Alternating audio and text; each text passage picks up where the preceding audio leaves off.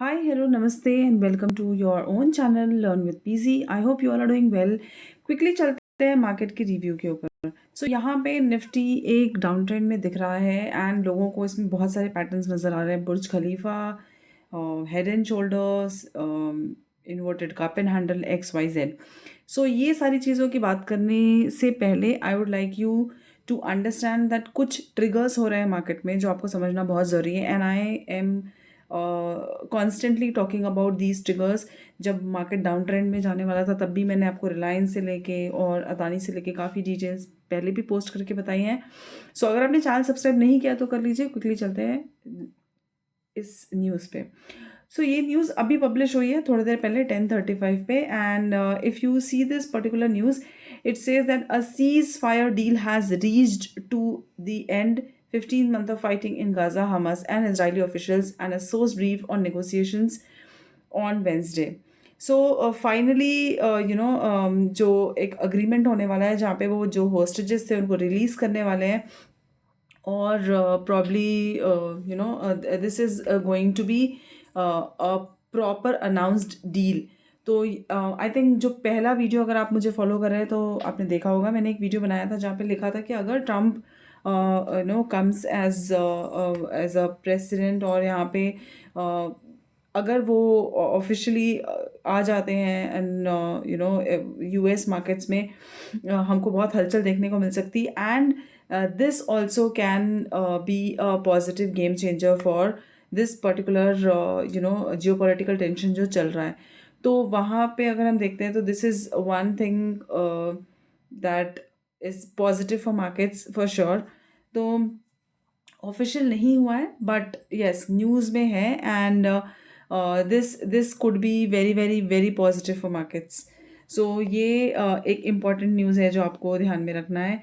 And अगर hostages release होते हैं और अगर ये सारी चीज़ें जियोपॉलिटिकल टेंशन थोड़े कम हो जाते हैं तो एक इफेक्ट जो है, जो कंटिन्यूस सेलिंग भी आ रही थी और बहुत सारी चीज़ें हो रही थी, that also may help a lot.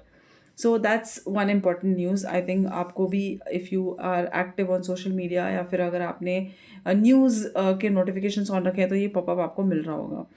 Now let's go to quickly a second news जो कि ये है that RBI is conducting variable rate repo auctions to infuse liquidity. अभी I would just tell you कि इसका इफेक्ट क्या होगा market में, दैट में हेल्प। जब हम वेरिएबल रेपो रेट ऑक्शंस करते हैं तो इससे ये होता है कि जो बैंक्स हैं या जो भी NBFCs हैं, जो फाइनेंशियल इंस्टीट्यूशंस हैं जो मनी बोरो करना चाहते हैं या फिर जो इस पर्टिकुलर बिजनेस में हैं एंड हु रिक्वायर्स मनी, उनके लिए ये हो जाएगा कि एक इंटरेस्ट रेट जो होगा वो वेरिएबल हो जाएगा जो कि ऑक्शन प्रोसेस के थ्रू होता है। और ये काम कैसे करता है, I will just tell you in small steps. जैसे ऑक्शन प्रोसेस होता है उसमें क्या होता है, जो बैंक है वो बिड करता है फंड्स के लिए, अलग अलग इंटरेस्ट रेट होते हैं उसके ऊपर जो बैंक्स हैं वो बिड करेंगे और उसके बाद जो एलोकेशन होता है, RBI जो होता है वो फंड्स अलॉट करता है on the basis of bids and it starts from the lowest interest rate up to the जो भी उनका कट ऑफ रेट होता है उसके हिसाब से दे एलोकेटेड। अब लिक्विडिटी इन्फ्यूजन इसलिए होता है क्योंकि इसमें जो एलोकेशंस होते हैं उसके कारण जो बैंकिंग सिस्टम में है वो लिक्विडिटी इंजेक्ट हो जाती है। और क्योंकि लिक्विडिटी इंजेक्ट हो जाती है तो मार्केट का जो सेंटिमेंट है वो पॉजिटिव हो सकता है क्योंकि हमको लेंडिंग के लिए और फंड्स मिल जाएंगे और जो इन्वेस्टमेंट्स हैं उसके लिए और फंड्स मिल जाएंगे। वो बैंक्स हो, इंस्टीट्यूशंस हो, हर किसी को फंड्स की रिक्वायरमेंट जो नहीं अवेलेबल हो पा रहा था और जो रिक्वायरमेंट्स थी वो फुलफिल हो जाएंगी। तो this may be of help. Now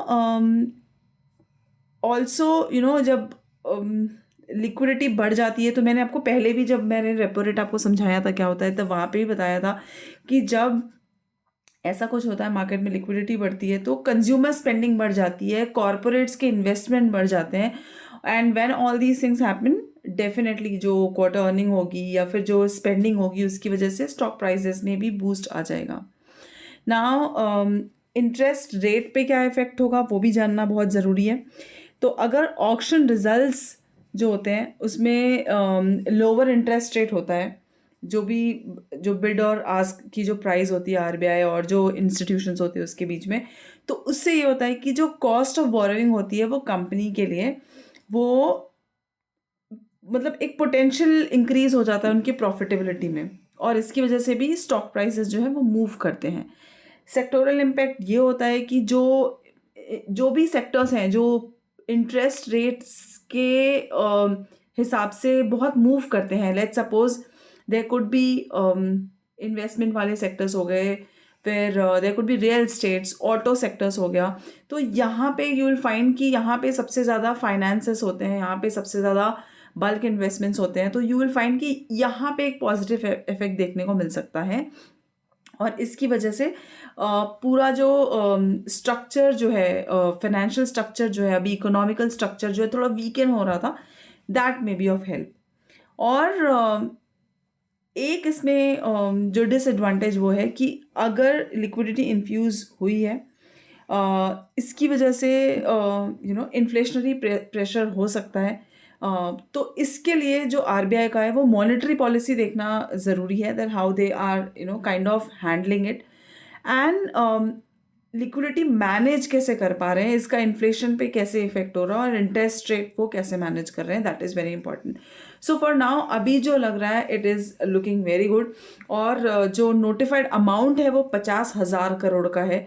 तो आप आने वाले समय में अगर ये पर्टिकुलर जो इनका सिस्टम है अगर वो प्रॉपरली वर्कआउट कर जाता है और लिक्विडिटी होता है मार्केट में इस तरीके का, तो this is going to be a game changer for markets from here. So make sure that आप ये डेटाज ट्रैक कर रहे हैं, एंड अगर नहीं समझ में आ रहा है तो I am explaining it with the available entire article. आपको ऐसा कुछ भी नहीं मिलेगा जो मैं ऐसी जगह से लेके आ रही हूँ जहाँ पे आप खुद फाइंड नहीं कर सकते। It is very much available on Google. पढ़िए, समझिए, अंडरस्टैंड करिए, एंड नहीं समझ में आता है तो you can always write down on the comment section, I am there to help you. Video अच्छा लगा हो तो लाइक शेयर सब्सक्राइब करना मत भूलिए। Thank you and stay tuned for the next videos coming in. Bye.